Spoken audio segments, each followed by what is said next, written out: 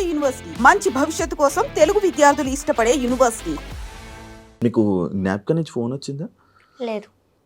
ఇప్పుడు సునీత గారి నుంచి కానీ కీరవాణి గారి ఎక్కడి నుంచి నీకు ఫోన్లు రాలేదా? లేదు, బట్ ఎలిమినేట్ అయిన నెక్స్ట్ డే ఈటీవీ నుంచి ఒక ఎంప్లాయీ గారు కాల్ చేశారు. చేసి ఇలా నిజంగా ఇంజస్టిస్ జరిగింది, ప్రస్తుతం ఎలిమినేట్ అవ్వకూడదు అని అయితే చెప్పారు.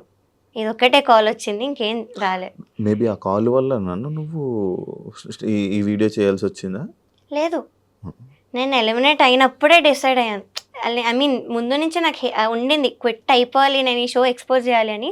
కానీ ఇంకా నన్ను అంత అన్యాయంగా ఎలిమినేట్ చేసేసరికి so I have to expose these, నాలా ఇంకొకటి సఫర్ అవ్వకూడదు అన్న ఇంటెన్షన్తో నేను వీడియో చేశాను. ప్రతి సింగింగ్ కాంపిటీషన్స్, సింగింగ్ షోస్ లో అన్ని ఎలాగైనా జరుగుతాయా? జరుగుతాయి, బట్ ఇంత అన్యాయంగా అయితే వాళ్ళు ఎవరిని లేపాలనుకుంటున్నారు వాళ్ళని లేపుతారా? లేదు, అలా ఏం లేదు. టాలెంట్ వైజే చేస్తారు. సాంగ్స్ లిస్ట్ ఒక్కటి వాళ్ళకి ఇష్టం వచ్చినట్టు అవుతుంది షోస్ లో, కానీ లాస్ట్ కి విన్నర్ గానీ అవన్నీ గానీ టాలెంట్ బేస్ చేసుకునే చేస్తారు.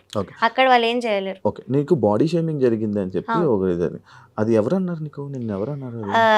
జ్ఞాపిక ప్రొడక్షన్ హౌస్ లో ఒక పర్సన్ అండ్ డిజైనర్, వీళ్ళిద్దరు జ్ఞాపికకు సంబంధించిన వాళ్ళు. మరి అప్పుడే చెప్పు ఉండాల్సింది కదా అని. జ్ఞాపికకు సంబంధించిన వాళ్ళే ఉన్నారు కదా, సో మళ్ళీ నేను ఎందుకు చెప్పడం, వాళ్ళ వరకు వెళ్ళే ఉంటాను కదా నేను అనుకున్నాను. అండ్ ఇంకొక ఫియర్ ఏంటంటే ఆవిడ ఎప్పుడు నాది అప్పటి వరకు అసలు మాట్లాడలేదు. అంత రీల్ అంత బాగా మాట్లాడలేదు, రీల్ అంతా బాగా మాట్లాడారు కానీ బయట అసలు ఎప్పుడు మాట్లాడిందే లేదు సరిగ్గా. సో అదొకటి I hesitated first of all. So ఏమైనా మళ్ళీ మాట్లాడితే నన్ను ఏమైనా అంటారేమో తిరిగి, మళ్ళీ ఆ ఇంపాక్ట్ అక్కడ చూపిస్తారేమో అన్న దానిలో కూడా నేను ఆగాను. అండ్ అక్కడ ఉన్న వాళ్ళందరూ కూడా జ్ఞాపిక ప్రొడక్షన్ వాళ్ళే, సో వాళ్ళే చేసినప్పుడు నేను వాళ్ళకే వెళ్ళి ఏం కంప్లైంట్ చేస్తానని అనిపించింది. సగానికి సగం మంది మంచి టాప్ సింగర్స్ కానీ వీళ్ళు కానీ సగం మంది మొత్తం కీరవాణి గారి దగ్గరే ఉన్నారు. ఇంకా వాళ్ళ చుట్టూ ఉంటారు, వాళ్ళకే సపోర్ట్ చేస్తారు. ఆబ్వియస్లీ నువ్వు ఏం చేసినా కూడా నీకు సింగర్స్ నుంచి కానీ వాటి నుంచి సపోర్ట్ రాదు. మరి ఏం చేస్తావు ఇప్పుడు? ఏం చేయగలవు? ఓన్లీ నీ వీడియో చేసావు, వీడియో అయిపోయింది అంతేనా? ఇంకా ఏమైనా ముందుకు ఫైట్ చేస్తావా? నాకేం కావాలంటే I just want audience to realise that this is all scripted. అక్కడ సిల్వర్ జూబ్లీ సిరీస్లో so it is all scripted and నాకు జరిగిన ఇంజస్టిస్ నేను చెప్పాను బయటికి. సో ఆడియన్స్ అది రియలైజ్ అయ్యి ఇలాంటి షోని చూడడం ఆపి, స్పాన్సరర్స్ ఎవరైతే ఉన్నారో వాళ్ళు కూడా స్పాన్సర్ చేయడం ఆపుతారని నాకు ఒక చిన్న హోప్. బికాస్ అది చేస్తూ పోతుంటే ఇంకా వస్తూనే ఉంటాయి సీజన్స్ అండ్ నాలా ఇంకా సఫర్ అవుతూనే ఉంటారు. కానీ ఇప్పుడు వరకు ఎవరు ఏ సింగర్ కూడా నాకు అంటే లైక్ మాకు ఇలా ఇబ్బంది అయిందని వీడియో పెట్టలేదు. వై నువ్వు? కెరియర్ నేను పనంగా పెట్టాను, వాళ్ళు పెట్టలేదు. So they are scared about their careers. And second thing, they kept normalising it. Reality show అంటే ఇలానే అవుతుంది, మనం ఎందుకు వెళ్ళావు అన్న వాళ్ళు కూడా ఉన్నారు ఇప్పుడు సింగర్స్లో. ఫస్ట్ ఆఫ్ ఆల్ ఇప్పుడు ఏదైనా యాక్సిడెంట్ అయితే యాక్సిడెంట్ ఎందుకు అయింది, నువ్వు చేయించుకున్నావు అనరు, నువ్వు ఎందుకు బయటికి వెళ్ళావు అనరు. సో ఫస్ట్ అదొకటి. తెలుగుగా మాట్లాడుతున్నావు బికాస్ విని విని విని నాకు ఇంకా had to speak out. So you can go to someone and victim blame చేయలేరు ఎప్పుడు కూడా. నేను ఎందుకు వెళ్ళానో కూడా రీజన్ చెప్పాను. I needed exposure. ఇప్పుడు ఫ్యామిలీ అంతా నా మీద డిపెండ్ అయి ఉన్నప్పుడు I need exposure, I need more events, I need more recordings. ఒక్క పాయింట్ మీద నేను వెళ్ళాను. సో అక్కడంతా ఆపోజిట్ జరిగింది, రివర్స్ జరిగింది కాబట్టి నేను అన్యాయం బయట పెడుతున్నాను. సో ఆ రీజన్ మీరు అర్థం చేసుకోవాలి. అంత డిపెండెన్సీ ఉన్నా కూడా దీని కెరియర్ పనంగా పెట్టి మరి వీడియో చేసి అంత ఎక్స్పోజ్ చేసింది. సో మీరు అది ఆలోచించైనా నాకు కొంచెం సపోర్ట్ చెయ్యాలి. బికాజ్ నేను ప్రూఫ్స్తో కూడా బయట పెట్టాను, ఊరికే కూడా చెప్పలేదు, ప్రూఫ్స్తో బయట పెట్టాను. అలాంటప్పుడు you can't spread hate. Support అయినా చేయకండి, but don't spread unnecessary hate. అదే నిన్ను ఇంకొకటి కూడా అనడం జరిగింది, లైక్ ఎందుకమ్మా దీన్ని ప్రొలాంగ్ చేస్తున్నావు, ఎందుకు ఎక్కువ ఇంటర్వ్యూస్ ఇచ్చేదాన్ని ఇది చేస్తున్నావు అని కూడా అన్నా. దానికి ఏం రిప్లై ఇస్తావు? Because the more interviews the more reach to people. అంతే. సో ఇంకా చూస్తారు, ఇంకా రియలైజ్ అవుతారు, నేను ఇంకా కొత్త పాయింట్స్ మాట్లాడుతున్నాను. So that's the only reason. ఎప్పుడు ఆపుతావు ప్రవస్తి అంటే? నాకైతే అపాలజీస్ అవేం కూడా అవసరం లేదు. సో యాజ్ ఐవ్ సెడ్, అందరూ రియలైజ్ అవ్వాలి. రియలైజ్ అయ్యే వరకు అయితే నేను చేస్తూనే ఉంటాను. I won't step back. Of course hate comments చాలా ఉంది, హేట్ ఉంది, కానీ నేను ఇగ్నోర్ చేస్తున్నాను హేట్ అంతా కూడా. బికాస్ వాళ్ళకి తెలీదు, నా ప్లేస్లో ఉండి ఆలోచిస్తే వాళ్ళకి తెలుస్తుంది.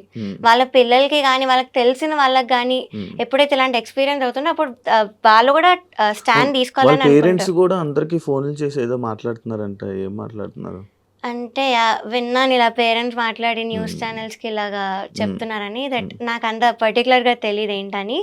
బట్ కొంతమంది కంటెస్టెంట్స్కి సంబంధించిన వాళ్ళు ఇలాగ నాకు హేట్ మెసేజెస్ పెట్టడం, డెత్ థ్రెట్స్ పెట్టడం నాకు తెలిసిన వాళ్ళకి థ్రెడ్స్ కూడా వస్తున్నాయా? యా నన్ను సపోర్ట్ చేసే సింగర్స్కి పెడుతున్నారు. ఓకే, నిన్ను సపోర్ట్ చేసిన సింగర్స్ ఏమైనా స్క్రీన్ షాట్స్ వచ్చాయా నీకు? వాయిస్ నోట్ ఒకటి ఉంది, but I decided not to play because it is very abusive language వాడారు.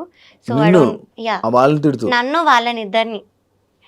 సో ఇలాంటివి అయ్యాయి. కంప్లైంట్ కూడా ఇచ్చాము, సైబర్ కంప్లైంట్ ఇచ్చాము బికాస్ అనానిమస్ ఐడీస్ అవి, వాళ్ళు రియల్ నేమ్స్ కూడా రాలేదు.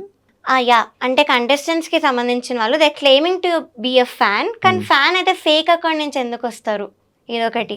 అండ్ నాకు తెలిసిన పేర్లు పెడుతున్నారు, ఫేక్ పేర్లు పెడుతున్నారు, గంటకొక పేరు మారుస్తున్నారు. సో అది అయ్యింది. సో ఇలాంటివన్నీ అవుతున్నాయి. అయినా కూడా ఐఎమ్ స్టిల్ ఫైటింగ్. అంటే మీరు అర్థం చేసుకోవాలి, పట్టించుకోవట్లేదు, వదిలేస్తావు. ఎప్పుడు నేర్చుకున్నావు ఇవన్నీ వదిలేయాలని?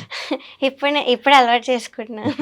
ఇంతకు ముందు ఎప్పుడు రాలేదా నీకు, ఇలా జరగలేదా నెగిటివ్ కామెంట్స్ అవన్నీ? వచ్చా కానీ మరి అబ్యూజివ్ లాంగ్వేజ్ వాడి ఇంత హేట్ అయితే నాకు రాలేదు. కాదు మరి ఇప్పుడు ఇన్ని తిడుతున్నారు కదా, మళ్ళీ మీ ఇంట్లో వాళ్ళ పేరెంట్స్ చూస్తే బాధపడరా? అఫ్కోర్స్ నా పేరెంట్స్ అయితే ముందు చాలా ఆపడానికే ట్రై చేశాను నన్ను. వద్దు, you're going against powerful people, so నీకు అసలు సపోర్ట్ రాదు అని అన్నారు. కానీ ఇప్పుడు సపోర్ట్ చూస్తున్నారు వాళ్ళే. They very proud of me. And మా mother she saw how much I've been through. అక్కడ నన్ను ఎంత పెట్టారో టార్చర్ అవన్నీ చూశారు. సో అందుకే నన్ను స్టేజ్ మీదకి తీసుకెళ్ళిపోవడానికి వచ్చారు. ఇది కూడా చెప్పారు కదా సునీత మ్యామ్ తన వీడియోలో. సో ఏదో మైక్ లాగేసుకుంది అని కూడా చెప్పారు. That is not true. She just wanted to take me away, stage మీద నుంచి తీసుకెళ్ళిపోదామని వచ్చారు. సో అదొకటి జరిగింది అంతే. సో అది ఇంకేదో ఇలా చెప్పారు. ఎలిమినేషన్ ఎపిసోడ్లో.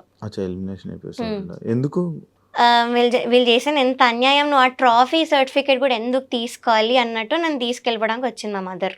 వాళ్ళవేం వద్దు మనకి, ఈటీవీ నుంచి ఏం వద్దు అని చెప్పి నన్ను తీసుకెళ్ళడానికి వచ్చారు.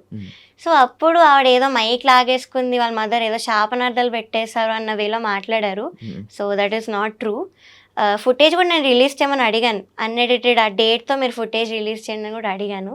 సో వీ నో మేము చెప్పేది అంతా కూడా రియల్ అని నాకు తెలుసు. అందుకే నేను హేట్ అవన్నీ కూడా పట్టించుకోవట్లేదు. మరి ఇంకా ఈటీవీలో నువ్వు వీడియోస్ చేయవు? లేదు, నేను ఇంకా దానిలో పాడడం కానీ ఇవైతే చేయను. లేదు, ఇంజస్టిస్ ఉన్న చోట నేను ఏం చేయను.